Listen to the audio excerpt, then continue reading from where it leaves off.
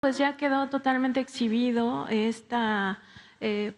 digamos, este doble rasero en el Instituto Nacional de Transparencia, Acceso a la Información y Protección de Datos Personales. Esto lo digo porque, pues claramente pareciera que hay ciudadanos de primera y ciudadanos de segunda para esta institución.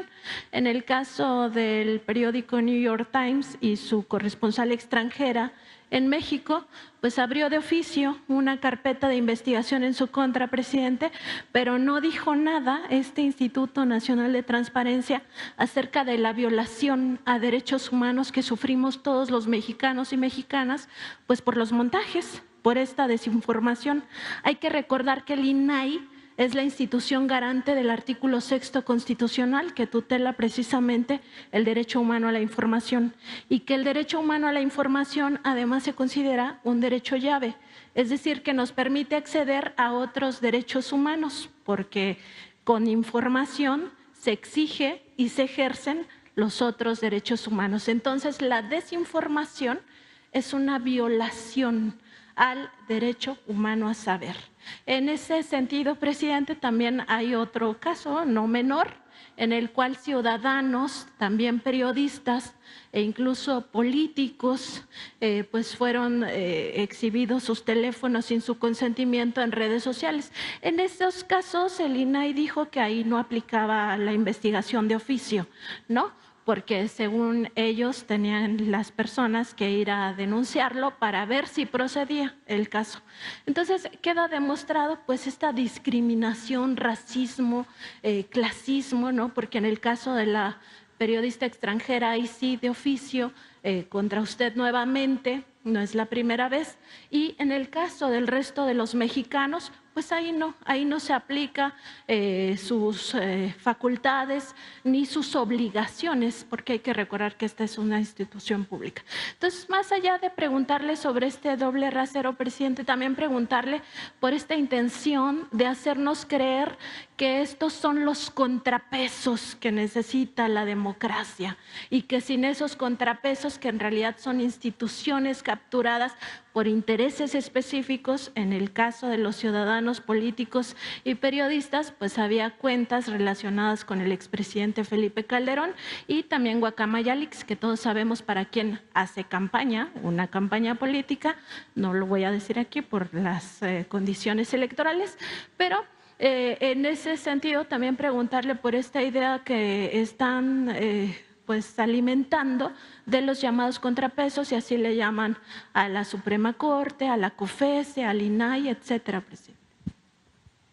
Pues es muy claro, ¿no?, que actúan de manera tendenciosa, ya es de dominio público y cada vez se pone más de manifiesto, cada vez se exhiben más. Ya hemos hablado de que todo este andamiaje lo crearon para proteger los intereses de una minoría. Es como si están en una mesa, porque es mafioso todo. Tolstoy decía que un Estado que no procura la justicia no es más que una banda de malhechores. Imagínense a alguien o un grupo de personas que esté en una mesa jugando póker.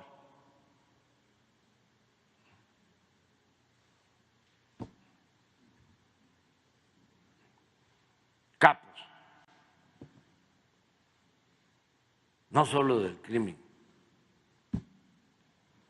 organizado, sino de la delincuencia de cuello blanco. Y hay unos sicarios ahí.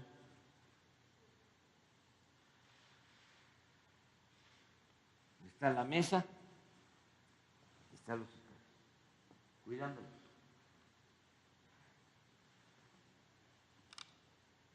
Casi se puede percibir el mensaje, déjenlos trabajar. Pues así era, en sentido figurado. Vamos a blindarnos,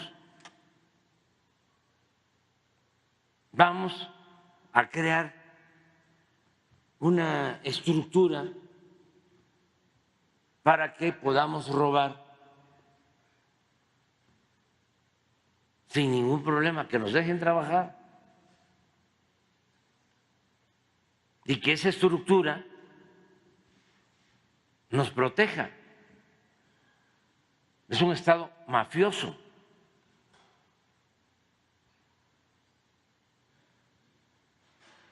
Entonces, ¿cómo le hacemos?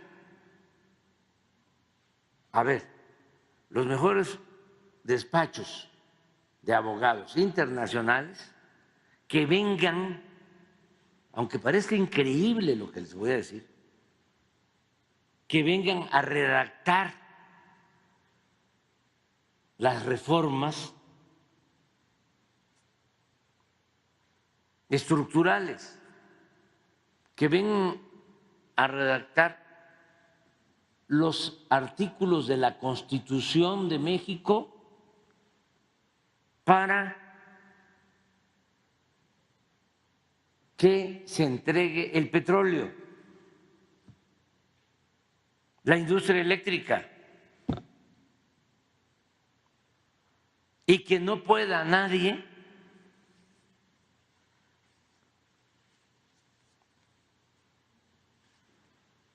dar marcha atrás a esas reformas, que sean lo opuesto a lo que se estableció originalmente en la Constitución del 17, en el artículo 27, en el artículo 28, en el artículo 25 y en las leyes secundarias que prevalecieron durante mucho tiempo.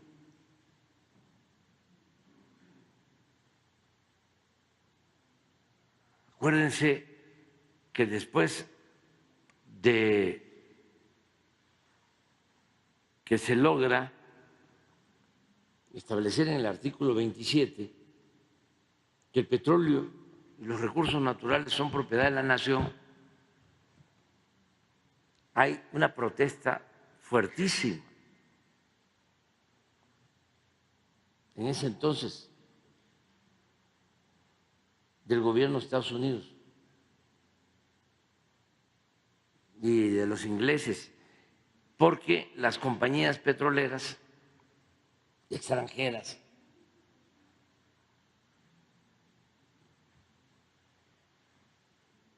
se sentían los dueños de toda una franja en el Golfo donde operaban, compraban la tierra, grandes extensiones de terrenos, y existía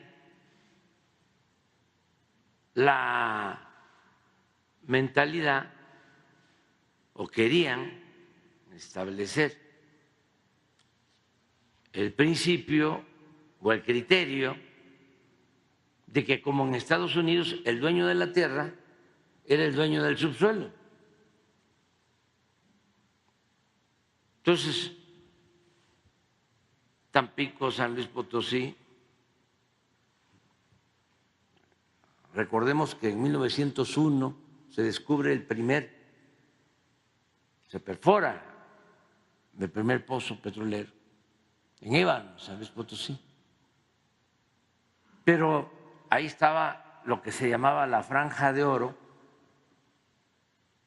y ahí estaban todas las compañías petroleras extranjeras, todo el Golfo.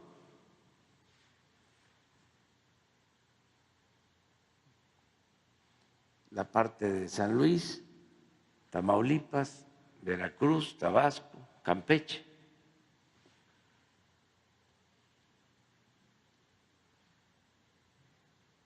Entonces, ¿qué hacen nuestros constituyentes del 17?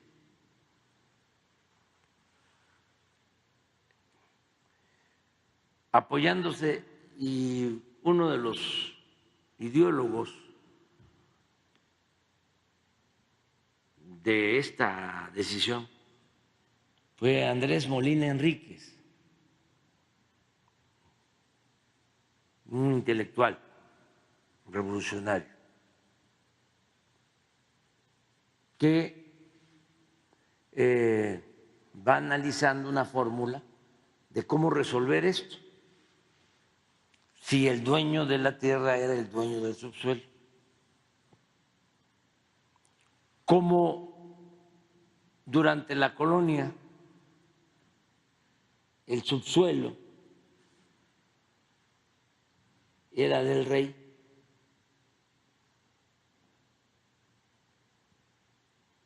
él, utilizando esta figura legal,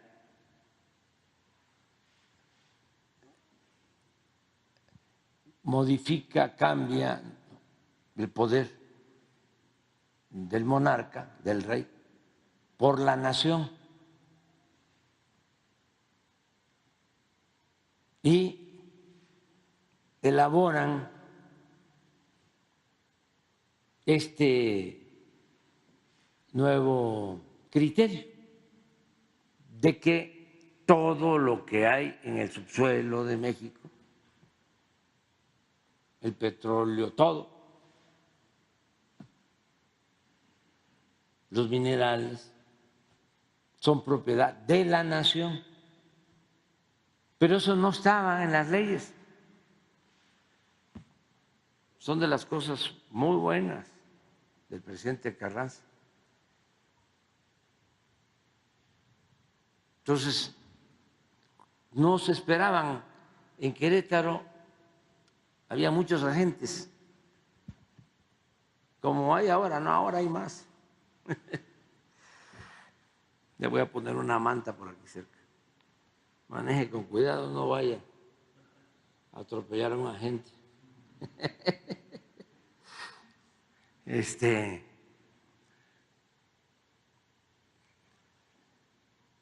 Estaban ahí, en Querétaro, y de repente, sin dar mucho tiempo, porque fue como en sigilo, se presenta el proyecto para lo que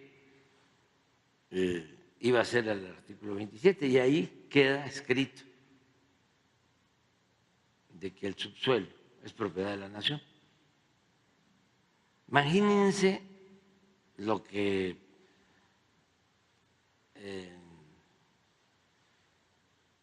piensan y la molestia y los telegramas del gobierno de Estados Unidos hacia México. Pero ya había quedado aprobado. Pero era tan fuerte, tan fuerte, tan fuerte, tan fuerte la presión que nunca se había podido hacer la ley reglamentaria del 27. Porque de ahí vino la tensión derivada de los tratados de Bucareli, amenazas de invasiones, porque las empresas petroleras extranjeras tenían ejércitos, guardias blancas. Siempre recomiendo la película La Rosa Blanca de Bruno Traven y la novela. Se le decía a un propietario de un terreno: ¿nos vendes o le compramos a la viuda?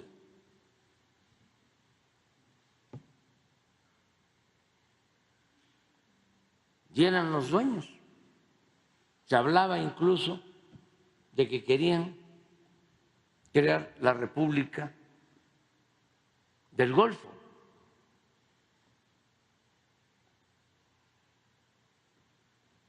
Y constantemente la Armada estadounidense en el Golfo.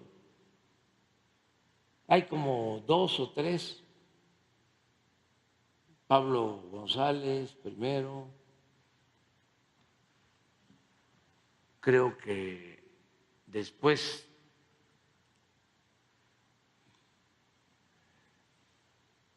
el que era yerno de Carranza, buen revolucionario veracruzano. No, Heriberto. No, también estuvo metido defendiendo el asunto, Heriberto Jara. Cándido Aguilar. Cándido Aguilar. También mencionó la frase y la mencionó el presidente Calles, porque era muy fuerte la presión. Y la frase, palabras más, palabras menos, es: si nos invaden, le vamos a prender fuego a todos los pozos petroleros del Golfo. Y se va a ver el incendio hasta Nueva Orleans. Los 3, Todo esto para los jóvenes, ¿no? Cándido Aguilar. Pero lo dijo primero Pablo González, que estaba a cargo de la zona. Luego lo repitió Cándido, no sé quién lo dijo primero, y luego Calles, por las presiones. Eso para los jóvenes. Pues eso nos costó la defensa del petróleo. Luego el general, que había estado allá, de comandante de zona, en Papantla, y hablaba constantemente, ahí está en sus apuntes, con Heriberto Jara, que era gobernador en ese entonces. Él era capitán, Cárdenas. Iba el gobernador de Veracruz, Heriberto Jara, y platicaban, y estaban muy conscientes de todos los abusos cometidos por las compañías. Cuando toman la decisión el general Cárdenas de expropiar el petróleo, en Cuernavaca, caminando solo en la carretera, porque lo del espionaje viene de tiempo atrás. Una ocasión me platicó el ingeniero Cárdenas, que acompañó a su papá después de ser presidente. Creo que fueron a Juárez o a Tijuana, y no sé si en Juárez, en Tijuana o del otro lado, llevaron el carro donde se trasladaba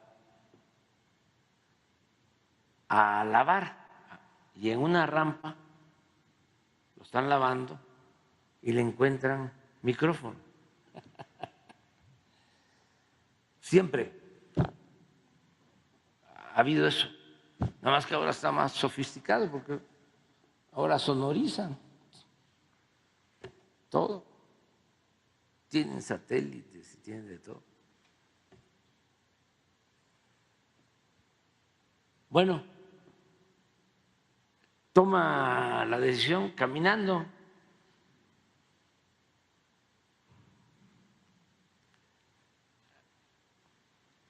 A mí me tocó tratar asuntos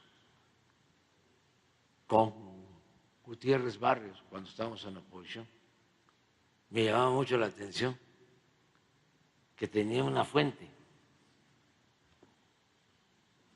porque se pensaba en aquel entonces de que el agua, ¿no?, interfería y distorsionaba el sonido. Lo otro es que ponían radio, música, y en Gobernación, para hablar por teléfono, no sé si todavía se mantenga, deberían de mantenerlo eso, así como están los sótanos, invitar a la gente a que vaya, a los jóvenes. Tenían unas casetas, se metían y era una caseta blindada para hablar por teléfono. Bueno, pero regresando, cuando el general Expropia recuerda en sus apuntes esas visitas y esas pláticas con el gobernador de Veracruz, con Heriberto Jara. Entonces, todo esto lo lleva a tomar la decisión. Cuando platica en Cuernavaca, también en vísperas del 18 de marzo del 38, con el general Mújica, que era su paisano, su amigo, su maestro, lo quería mucho el general, se querían mucho. Ahí hacen el análisis de que como ya se veía venir la Segunda Guerra Mundial, que iba a ser muy difícil que Estados Unidos nos invadiera. Además, siempre lo he dicho, el presidente de Estados Unidos era Franklin Delano Roosevelt, lo mejor que ha habido. Lincoln, republicano, y Roosevelt, demócrata. Los dos han tratado a México con mucho respeto. Los dos. Lincoln defendió a México cuando la invasión de Estados Unidos, en el 47, y le costó, porque lo acusaron de traidor. Luego llega a la presidencia, apoya al presidente Juárez, nunca reconoce a Maximiliano y permite que Juárez esté 2 años en Chihuahua y 1 año en Paso del Norte, y se protege a la familia con todo el sufrimiento porque fallecieron hijos del presidente Juárez, pero se protege en Estados Unidos. Eso es Lincoln, por eso se decía, habrán muchos Abranes, pero como Abraham no habrán. Y el otro, Roosevelt. El caso es que se expropia el petróleo y queda en la Constitución, el 27, de que no se permitirá que empresas particulares exploten el petróleo, que es de México, que es de la nación. Y solo se le agrega mediante contrato o concesiones. Entonces, como se deja eso, después del general Cárdenas, se dan unos contratos para la explotación de la franja del Golfo, los llamados contratos riesgo, que afortunadamente en el gobierno de Gustavo Díaz Ordaz, siendo director de Pemex, don Jesús Reyes Heroles, se cancelan y de suerte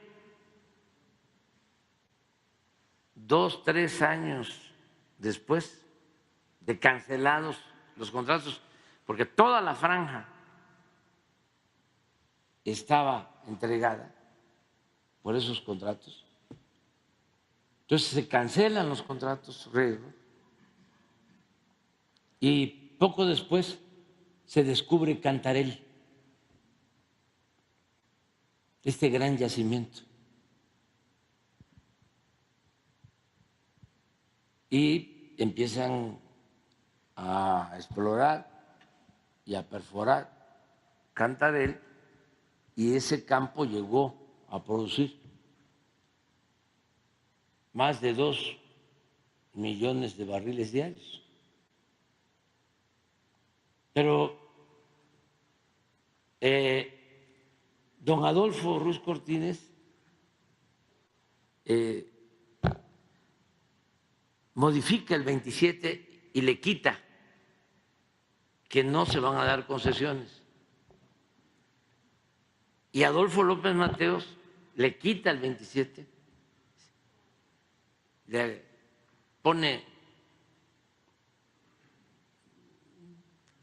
creo que 12 palabras. Y queda el 27. No se entregarán en materia de petróleo ni concesiones ni contratos. Vienen estos neoliberales, corruptos, entreguistas, ya no puedo decir más, y hacen la reforma.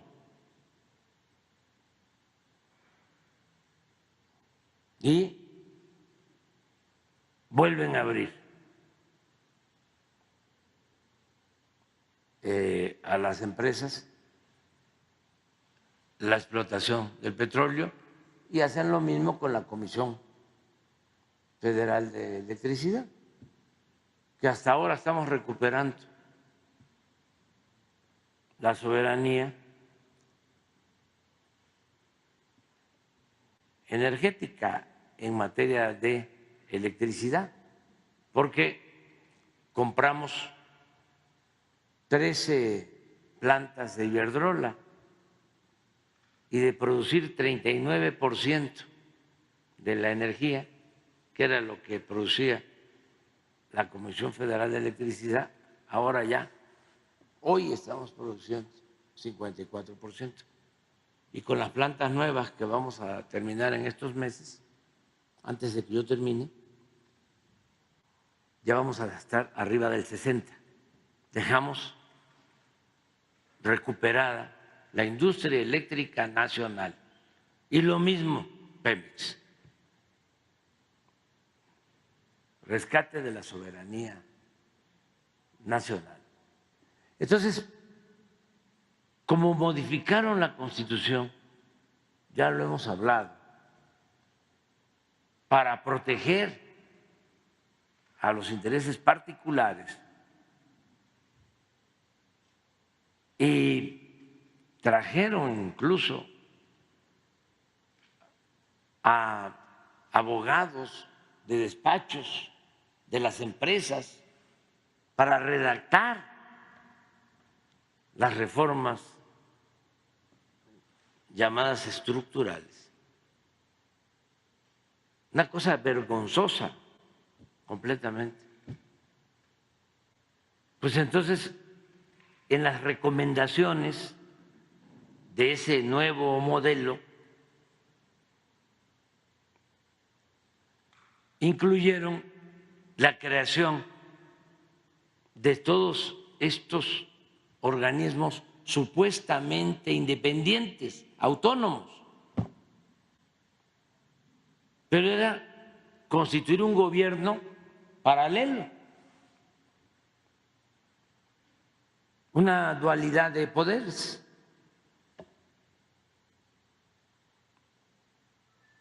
En las comunicaciones, en el petróleo, en la industria eléctrica, en todo. Y de ahí sale lo del INAI, más agreguen la descomposición del Poder Judicial, que fue moneda de cambio cuando se unieron todos los grupos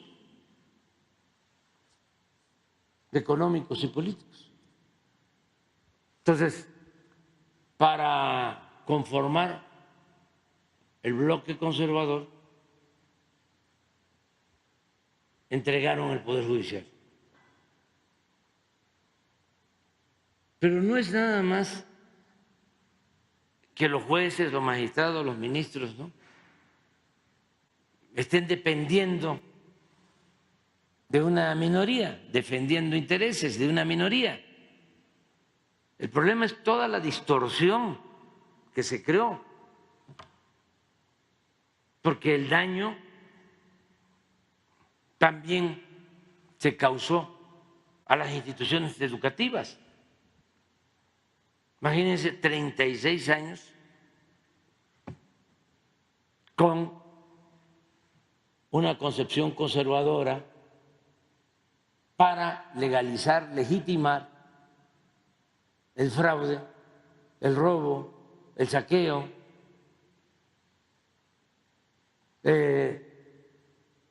planteando de que había que diluir al Estado, que todo había que dejarlo al mercado.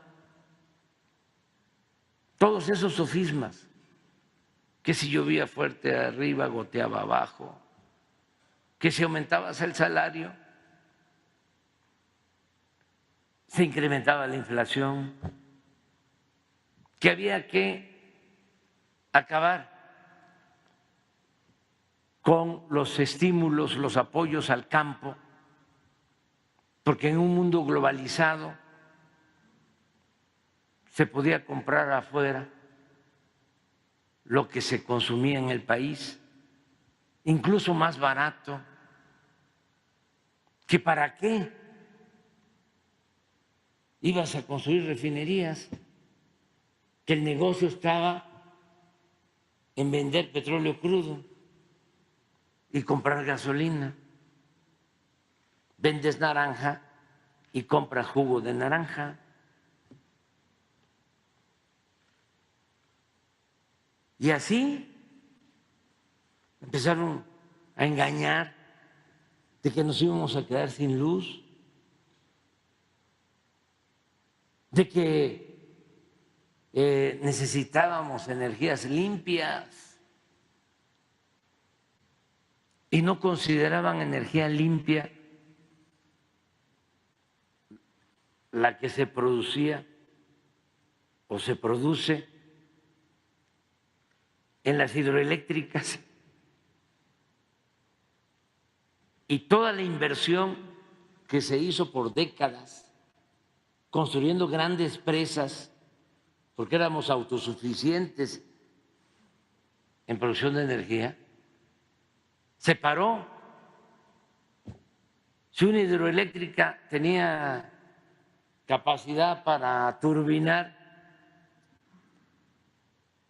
energía, 4 o 6 turbinas como las hidroeléctricas del Grijalva o de Nayarit o de cualquier lugar, son 60 hidroeléctricas, ¿sí? Solo le permitían usar una turbina, porque crearon con la reforma un organismo que se llama, no es la CRE, es otro. Comisión Nacional de Hidrocarburos. No, otro. SENACE, que es ese organismo el que decide, ¿sí?, a quién le despachan y a quién no, quién puede subir energía a la red y quién no, y quienes tenían ventaja y siguen teniendo, pues los particulares, y no había despacho para las hidroeléctricas. Bueno, el colmo es de que como no despachaban a la energía de las hidroeléctricas, no turbinaban y se mantenían llenos los vasos, los embalses de las presas. Entonces, con los huracanes, lo que llovía abajo en la planicie y lo que tenían que soltar de agua porque estaban llenas las presas, pues inundaban Tabasco. Yo llego, porque con Calderón una gran inundación, precisamente porque soltaron agua que tenían ahí porque no turbinaban. Llego y les digo a mis paisanos, nunca más se va a volver a inundar. Y empiezan las resistencias y quedó mal. Ya no fue igual la inundación, pero sí hubo inundación por lo mismo. Entonces, tomo una decisión, emito un decreto de protección a la población civil para que las presas turbinen, se elabore un plan, se ordene el desfogue de las aguas.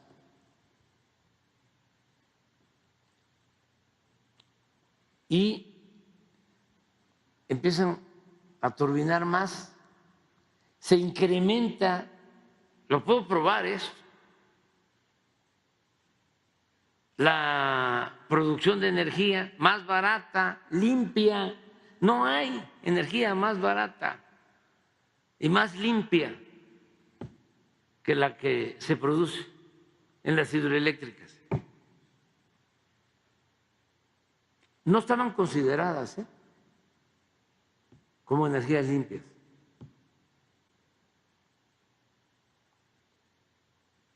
Por el decreto empieza a incrementarse la producción y bajamos los niveles de las presas. Tardó 6 meses y una empresa extranjera, creo que italiana, interpone un amparo y se lo otorgan los jueces nuestros y paran, desconocen mi decreto. Y de ahí viene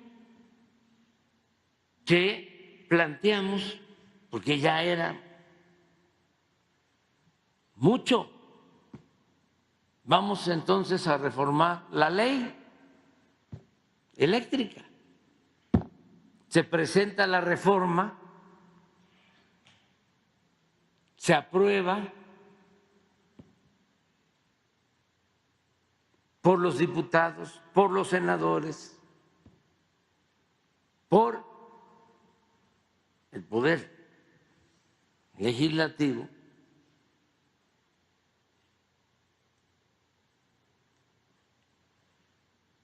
presentan los del bloque conservador, porque hay los lobistas, los que defienden a estas empresas particulares, por lo mismo, presentan un recurso de inconstitucionalidad en la Corte y 2 ministros cancelan la ley.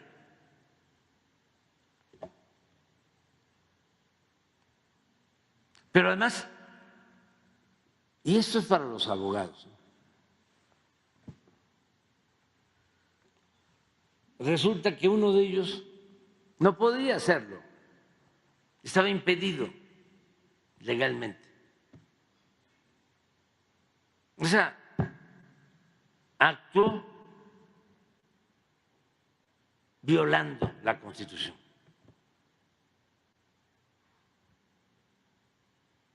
Violando las leyes. O sea, cayó en la esfera del derecho penal. Puede ser juzgado, acusado. Me lo estaba planteando un abogado de la Comisión Federal de Electricidad. Pero como yo ya me volví escéptico,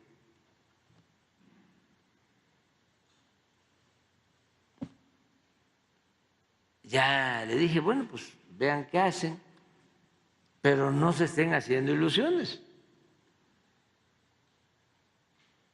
porque eso ya está podrido.